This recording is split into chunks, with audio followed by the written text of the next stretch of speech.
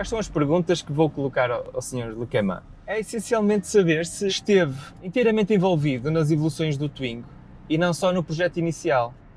A nível de design, eu gostava de saber alguns detalhes. Fala-se muito da localização da antena, que foi por questões comerciais, questões orçamentais, aliás, mas eu acho que essas coisas acabaram por distinguir o Twingo de uma forma genial. Queria saber qual é a opinião dele acerca disso, se esses contratempos, entre aspas, se essas limitações orçamentais se tornaram características únicas que beneficiaram muito o projeto. Mais acerca de algumas versões, nomeadamente do Twingo Inicial Paris, no qual me encontro. Neste momento estou perdido, portanto tenho que ligar o GPS para voltar à estrada. Quando comprei este, em 99, fui fazer a rodagem até Paris. Tinha um amigo a fazer Erasmus em Bordeaux, então fui até lá e já que estava em Bordeaux, porque não ir até Paris? Na altura não havia GPS, não havia telemóveis, não havia nada. E o que é facto é que cheguei lá e voltei sem qualquer problema, com viagens quase diretas. Pronto, à altura também os tempos eram outros, a aventura era um bocadinho maior. Foi engraçado eu ter feito essa viagem há 26 anos. Agora estou de volta com o mesmo carro. Há 2 anos fiz de Twingo de 93, com um Twingo amarelo indiano, que comprei usado, muito estragado. Fizemos uma revisão, mudamos a bomba d'água e pouco mais, e o carro aguentou muito bem a ida e volta ao encontro em Loyac para a comemoração dos 30 anos, dos carros mais antigos e dos que veio de mais longe, que estava presente na concentração. E foi uma viagem muito tranquila, muito confortável. Esse não tem ar-condicionado, mas também não estava assim muito calor. Contudo, na viagem os vidros tinham que ir abertos, o que tornava a viagem um pouco ruidosa, mas nada de especial. Esse carro não tinha rádio, sem luz, sem complicações, é tudo muito simples. Uma viagem que fiz sozinho e vou recordar para sempre.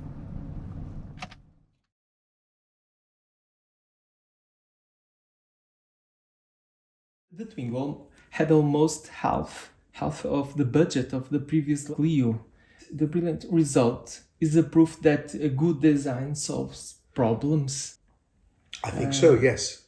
By the way, I think you are very happy with the fact that the bumper screws are visible or the area antenna is over there. Always very open to suggestions. I think I really completely agree with or adhere to the ideas of a great American furniture designer, Charles Eames, who said constraints are the designer's best friend. Yes.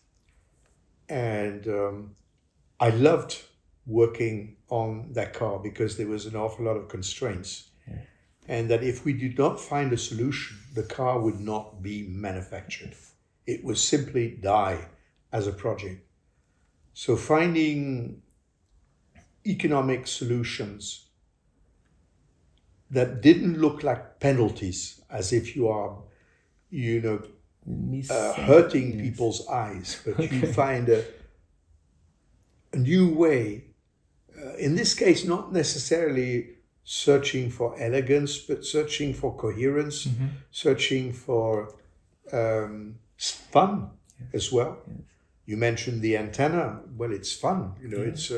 It's totally unusual. But also on the interior, the interior detailing is knowing that it was going to be very simple. But then we made, the switches become important, have character.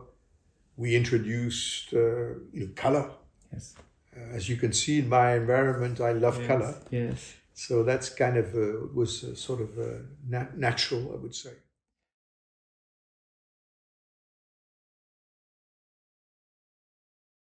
Didn't have electric windows, central locking, or other features. It was a strong decision, different from the standard at that time.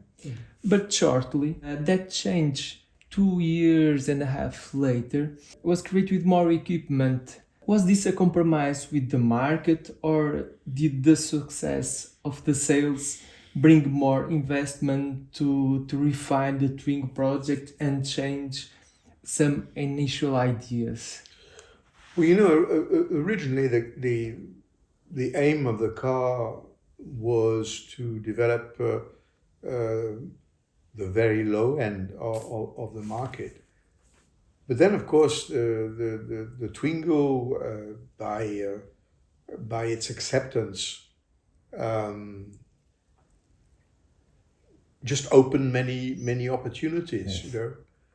I mean, one of the things that I will always remember is the first time that I drove a Twingo in Paris. The car had not been launched, and it was just amazing. You would arrive at a traffic light, and people would lower their windows, and they would talk to you, and everybody was smiling. And it's interesting because inside the design department, we used to call it la voiture du bonheur, the car of happiness. Okay, Yes. and this is exactly what we generated in people when they discovered the car. And so I think that the car went immediately beyond just being an economic, practical car. Yes. And people wanted to buy it. And then people maybe with more financial means also wanted some of the niceties, some of the nice things associated. And so we were able to offer these people special packages and some of the more refined things that one offered on the first bigger cars or more expensive cars. In 1993, the European Car of the Year was Nissan Micra. In the second was the Fiat Cinquecento. And the third was Safran, Renault Safran. The premise for this competition are innovation, design, efficiency, and value for money. What happened here? What do you think? Was the old mechanic solution of the Twingo that bring it back? Or did they not understand the Twingo? No, I think they just didn't. They didn't. In fact, my own experience is that journalists often wrote about the importance of innovation, but they were extraordinarily conservative. Yes. And they just couldn't face the power of character, of high identity of this car. And for, I think, a majority of these journalists, the Twingo was just not going to work. Yes. Mind you, I also found that in the early days, before the car was launched, in the market research, we had also, market research and market research. I mean, I think the what happened there. The 50% of the people hated it. They hated the car. 25% said, well, yeah, quite like it, but I wouldn't like to be the first person in the street. But then 25% loved it. And it was those 25% that grew afterwards. Because a lot of people don't want to stand out. They don't want to stand out in the street. A lot of them felt at ease with having an anonymous car. But then when that car started to become popular, in the sense of people liked it and they would say, oh, you got a Twingo and so on. Even the conservative people adhered to it. but I recall this, the car of the year, and it was like, what else? I mean, what can you expect? Yes, I think it's my opinion. The journalists kill the personality of the cars because back then was the French cars that are wobbling and Yes, comfort and soft Mm. and the Italian was the personality, the difference, and the journalists always the German wins. They like the stuff, the rigid, the door sounds, and the behavior in the corners. Sort of, yes. And- Even if the suspension was a little hard, didn't Yes, matter. yes, Changing gears fast and so on and yes, so forth. and the brands go to there to aim the journalists. I think Sure. everything looks German at a certain point. I think this is very true, and I mean I've been invited to meetings with journalists of the year, when they came for a model in Renault or in Ford as well, and there were an awful lot of stereotypes, people who were just Yes. in fact extremely classic. And whenever there was something which really was different, Yes. Yes. they weren't at ease. They were not at I ease. remember one headline about the saffron is almost German. Yes, oh, exactly.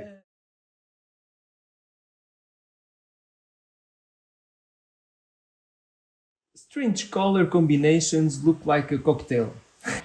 Gray and black will be the color with more success for me. Let's see where this goes. Revolutionary and intelligent. Ninothing like it. The Second French Revolution. The Egg of Columbus. Pioneer. The most of all are positive. They like a lot.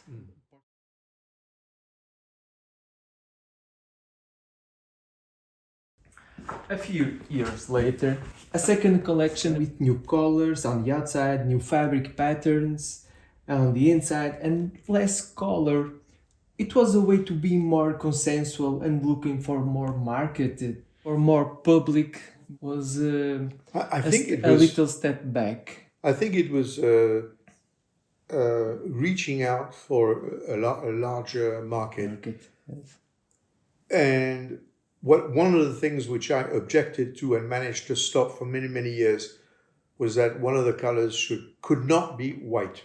Right. I refused white, and I had quite a bit of opposition from the marketing director, whose name was Ferrari, Ernst Ferrari. And I recall he wrote a letter to me, and he put a copy to the president of the time, Louis Schweitzer. And I sent him a very clever answer where I said, what are the added volume that you can engage? And of course, he never replied to my letter because that was too risky. Yes. But we managed to, stop the white. The colors, there were some rich colors nevertheless, and there were some terrific series, special series, Yes, Benetton, which were Kenzo. really quite unique. Yes, really quite unique. But it is true that we opened out a little more. I'm not sure whether we probably lost the high impact, colorful world that we had entered into.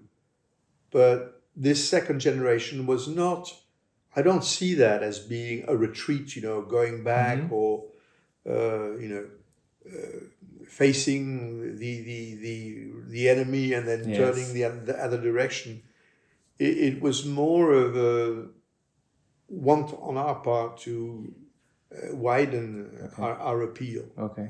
I mean, which, after all, this is the whole issue was to, make that car as appealing as possible, taking into account, one should always remember that unlike all the other cars, we did not have the possibility of left-hand drive, right-hand drive, and we had no diesel engine, and we didn't have automatic until later, and so on.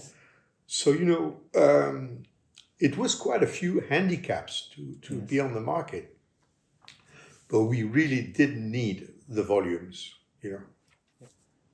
There was a limit to, we couldn't stay always on the same thing. So we might do this, and then we do this, and then we do this, and left and right, and always that one associate the car with life, with something living that is changing, and that they also should, which I think is most important in design, there should always be an element of surprise.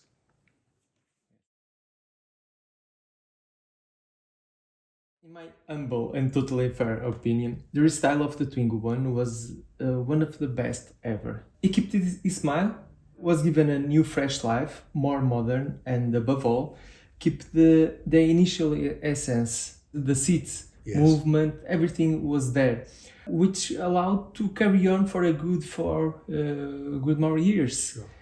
Were you happy with this revigorated Twingo back then, or is there nothing like the first love? In fact, I loved it. Okay. Yeah. I really loved that second generation with the body color bumpers. It was, to my mind, a delightful car. And I really have absolutely no regrets at all on that one. My regret starts with the second Yes, I know. Twingo, but I can't really recall any commercial act that we did on the Twingo which I felt, I liked some more than others, of course, I guess like everybody, I loved the first generation Kenzo, which was just absolutely amazing, remarkable. And it was a delightful man to work with as well. But no, really, I really have no regrets on that car. It was fresh air all the time. But for us, it was absolutely impossible to change the character of the headlights. We did improve the headlights themselves. And as far as I'm concerned, the bumper with the body color bumper is to be better than the original.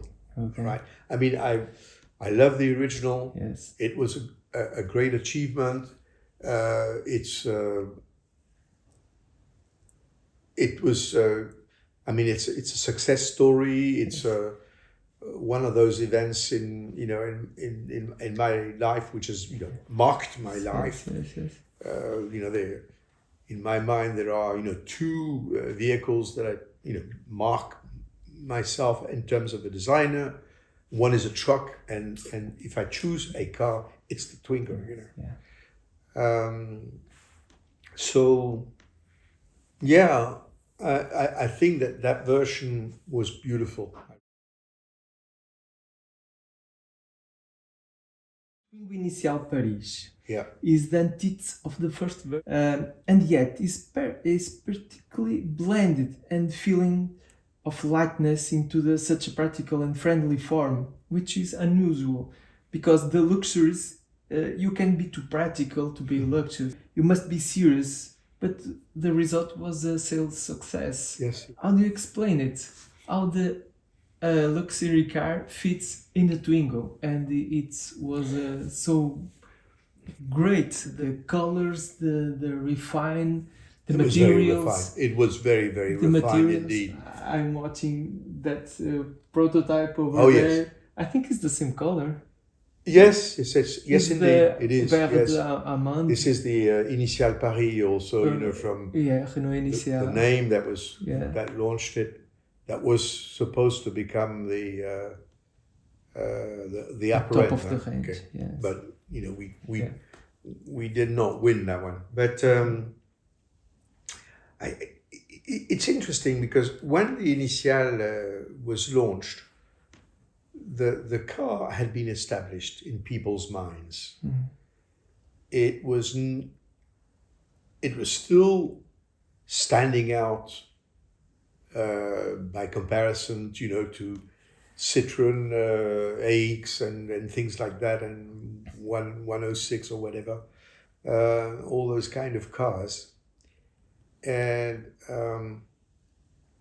there was something quite challenging and a delightful operation to suddenly make a luxurious version. It was just unexpected, really. And I really followed that project really very, very closely because I thought it was just so fun to actually do that, as a marketing. Yes. We had the luck of having some remarkable marketing people at that time in on the car. Yeah. Renault has a tradition to make Baccara. Sure. All the range have one top of the range in every category. I had one. My is on a street there. My Initial Paris from 99 is the first one. Okay. And when I bought in the street, people stop and look inside like was watching a Bentley or something like that. What is Maserati? Maserati had light interiors at that time. What's this in the Twingo? Was a very success of sales. In fact, it was very coherent because the car was very luminous. Yes. And we didn't feel that the right direction would be to do a dark interior, which was an option. Yes, you could do that, but as I said, the luminosity was a big attribute to Twingo. It was the notion of being inside that car and having this glass area, this incredible viewpoint, 180 degrees, that it should continue not just laterally but also vertically inside this luminosity. It seemed to us quite a natural approach.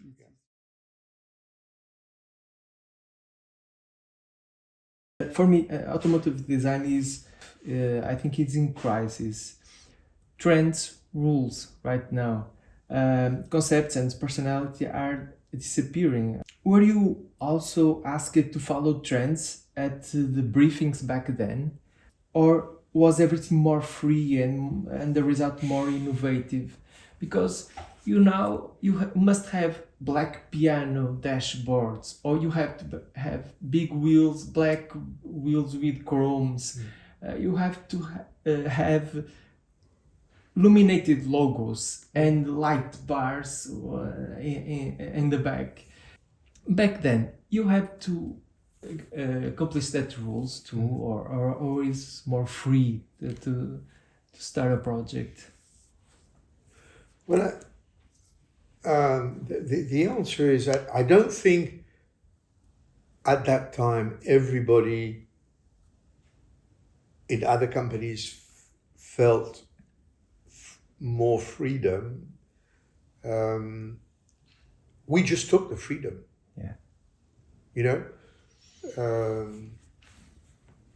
My own design philosophy was that you don't follow trend, you lead trend. And so we had a highly creative approach. I surrounded myself with a group of men and women who came from totally different backgrounds. I had an incredibly international group of people. We had 29 different nationalities, So we really opened the barriers. And what I think was important is not to remain within a small group of French people who only like Renaults and so on. So we opened out and had these people coming from all over the world. And some of them were coming from other disciplines, architecture or whatever. And this is why we were open, we were free, we did not feel that we had to do exactly like what everybody else was doing. Yes. But one shouldn't believe that this was achieved without putting a real fight. I fought to achieve that status, Yeah. And you must understand, I joined this company where my predecessor was working for engineering. When I left the company, I was working for the president, for the CEO, I was the first designer in the world to answer directly to a president, to a CEO. That didn't just happen. I had to fight. And part of it, this is why I'm saying that, part of it was this idea that we created trends, all right? And,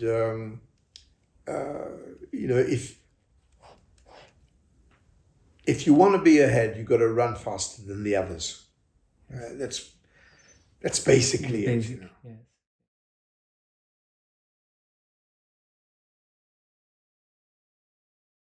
Was electrification so far be a failed opportunity to truly new things?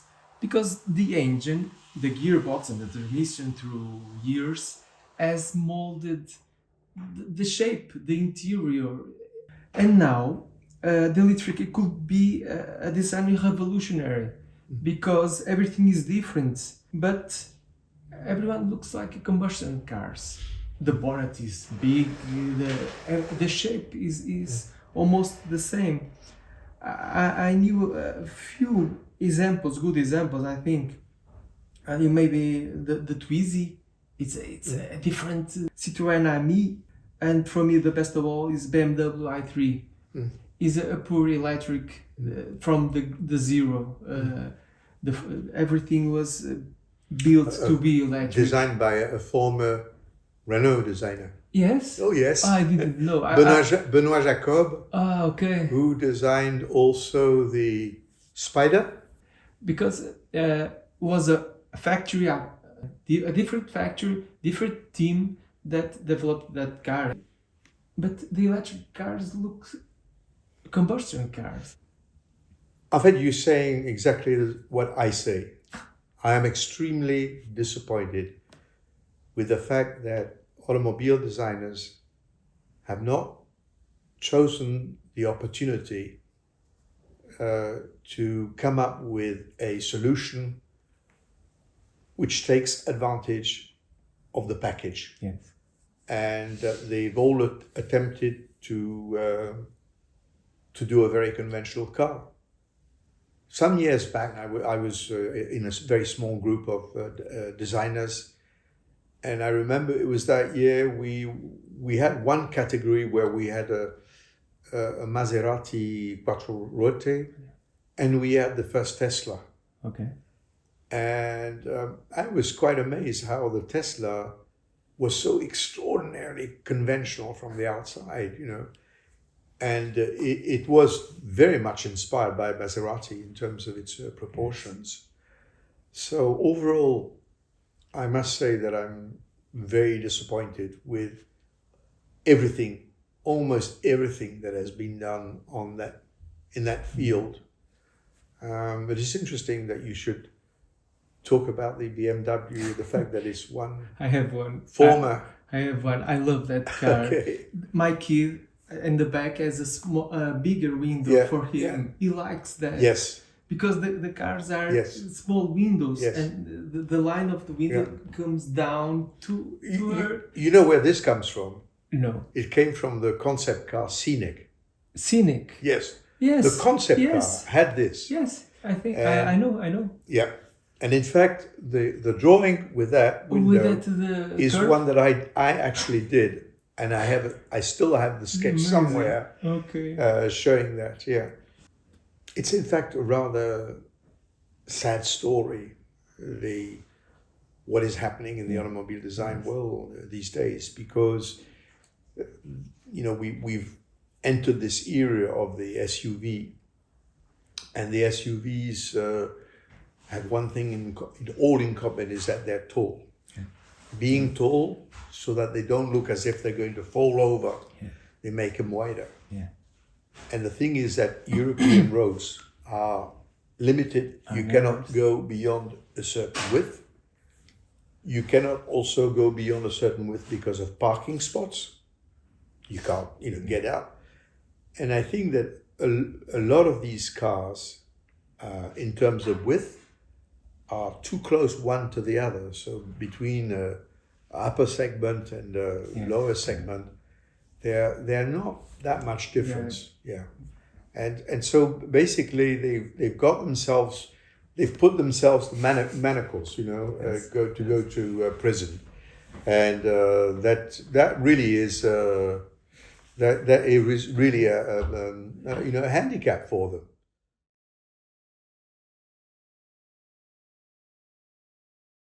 For me, and certainly for you, the car isn't just a mean of traveling. It's an object to be contemplated, an urban design, used to be part of our days, to create emotions. Is this disappearing? It's less important, unfortunately, and I recall coming to that conclusion many years ago when going to Tokyo. I used to go quite often to Japan, and observing that in Tokyo itself, young people, many of them didn't have driving licenses, didn't have cars, of course. And when I look around in some of the people that I know and their family, there are some people who actually do not have driving licenses, very young people. And clearly automobiles have lost a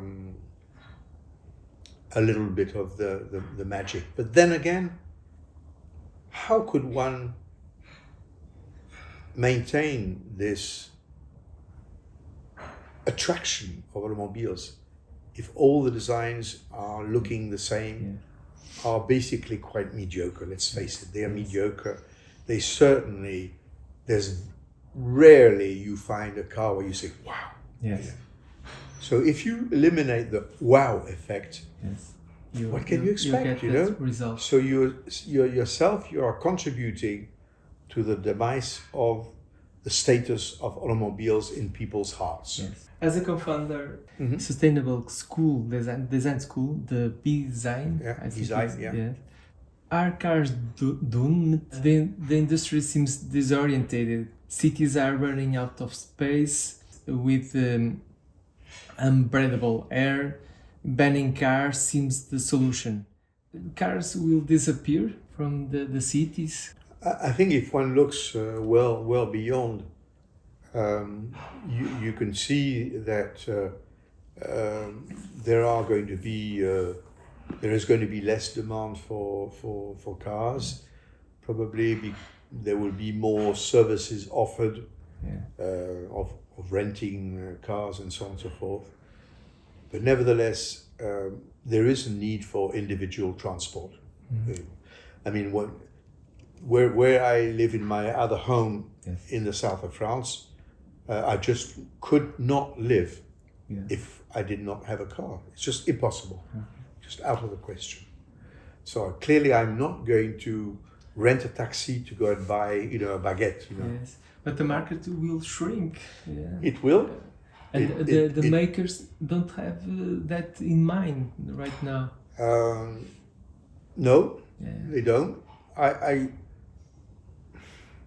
have difficulty in understanding the positioning right now. Now, of course, they are faced with powerful economic difficulties, Yes. be it the massive arrival of Chinese automobiles. Clearly,